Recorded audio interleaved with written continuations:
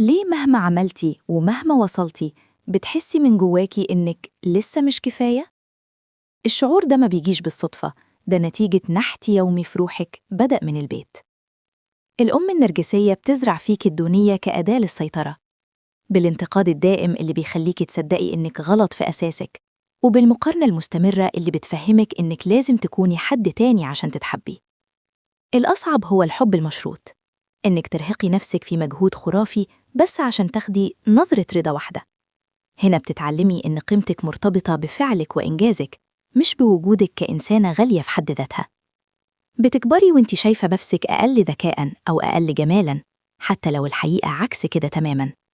دايماً بتقارني نفسك بغيرك وبتطلعي نفسك الخسرانة، لأنك فقدتي القدرة إنك تشوفي ملامحك الحقيقية بعيد عن مرايتها المكسورة.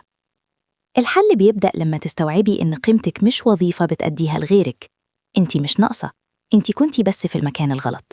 ابدأي حبي نفسك بدون شروط، لأن ده حقك اللي اتسرق منك. أشوفكم الفيديو الجاي.